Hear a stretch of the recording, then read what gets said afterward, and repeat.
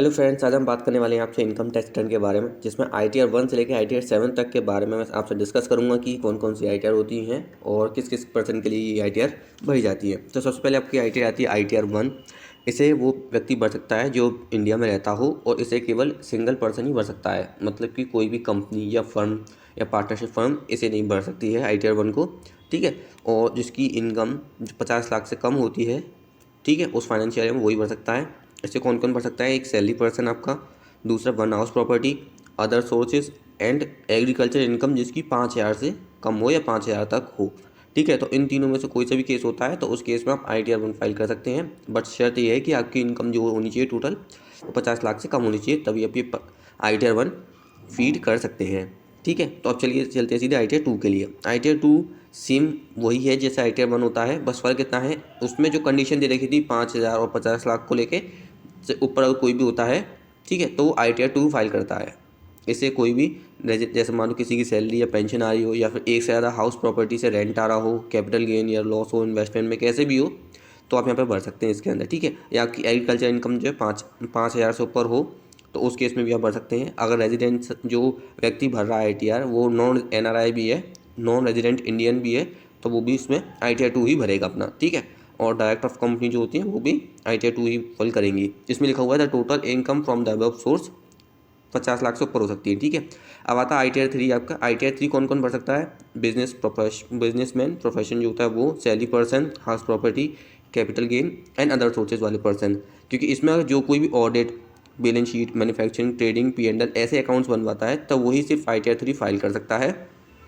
ठीक है, कहने का मतलब ये जो अपने बुक्स ऑफ अकाउंट मेंटेन करता है वही ITR 3 फाइल कर सकता है, क्योंकि उसमें आपको ये चीज़ें सब बनानी पड़ती हैं ITR में। ठीक है, और ये सब चीज़ें जो है फीड भी करनी होती है ITR 3 जब आप फाइल करते हैं तब उस केस में। ठीक है, और बाकी जो अदर केसेस होते हैं, मान लो आपको बिजनेस की डिटेल नहीं देनी है, ऐसा कुछ नहीं बनाया, तो उनके लिए जाती है ITR 4। ठीक है, ITR 4 में 44AD 44AE ऐसे होते हैं जिनमें इनकी लिमिट जो होती है टैक्स पेयर की वो होती है 50 लाख। इसके अंदर जो है एवरी बिजनेसमैन जो भी कोई व्यक्ति है वो भर सकता है इसको।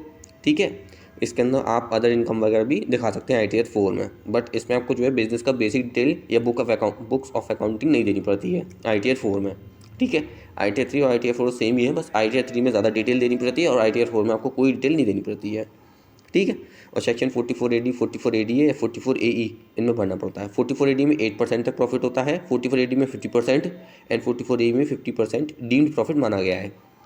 ठीक है, अगर जब फाइल करेंगे तो आपको पता चल जाएगा। ITR 5 के बारे में कि ITR 5 कौन कौन भर सकता है। एक firm, association of person, body of individual.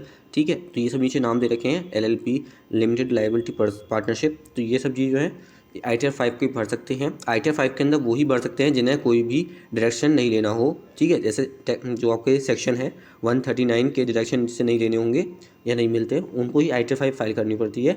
ठीक है, नहीं तो वो अपनी ITR 6 या 7 में देखते हैं। तो ITR 5 में केवल यही पर्सन जो होते हैं, firms, association, body of individual, state decreased, state of enjoyment, business, trust and investment fund, यही अपनी जो ITR है फाइल कर सकते हैं ITR 5 में। और ITR 6 जो है वो आपके जो ऑल कंपनीज द्वारा नीडेड है, जो कंपनीज चलाते हैं। ठीक है, तो उन्हें वो ITR 6 अपनी जो है फाइल करवानी होती है। ठीक है, इसमें कौन कौन हो सकता है? फर्म हो सकती है, इंडिविजुअल हो सकता है, हिंदू अनडिवाइडेड फैमिली मतलब HUF हो सकते हैं, लोकल अथॉरिटी हो सकती है, बॉडी ऑफ इंडिविजुअल हो सकते हैं, एसोसिएशन ऑफ पर्सन हो सकते हैं, या कंपनीज हो सकती हैं जो कि अपना एग्जेम्पशन क्लेम ले रही हो किस में? अंडर सेक्शन 11 में। ठीक है, जो अंडर सेक्शन 11 में अपना क्लेम लेंगी कंपनी, वो ITR 6 फॉर्म अपना फाइल करेंगी। ठीक है, और इसके अंदर आपने जो दे रखा है कि कंपनी के बारे में सेक्शन 11 बता रखा है मैंने इसके अंदर ऑलरेडी आपको। और इसके अलावा जो भी बचा कुछ जो होगा पर्सन जो जिसकी भी इनकम होगी वो ITR 7 में ही फाइल होगी। ठीक है, तो ITR 7 में जो कंपनीज होती हैं या जो भी अथॉरिटीज़ हैं वो 139 के डिडक्शन लेती हैं, तो वो अपना ITR 7 फाइल करेंगी। तो 139 में आपका income of charitable, income of political parties, ठीक है, साइंटिफिक रिसर्च या यूनिवर्सिटी कॉलेज, अगर इन सबको डायरेक्शन लेती हैं तो उन्हें ITR 7 ही फाइल करना पड़ेगा उन कंपनीज या फर्म्स को। ठीक है, और इसमें नीचे उनके जो क्लिनिक्स और मेडिकल वगैरह इनके जो नीचे डिस्क्रिप्शन दे दिए मैंने अच्छे से, तो आप चाहें तो वीडियो पॉज करके भी उसमें पढ़ सकते हैं। बट बेसिक डिटेल जो थी मैंने अपनी वीडियो में आपको इस तरह से बता दी है। अगर कोई चीज़ आपको समझ में नहीं आई है तो आप हमें कमेंट कर सकते हैं ताकि नेक्स्ट वीडियो में उसे क्लियर कर सकें। So thank you very much for watching my video.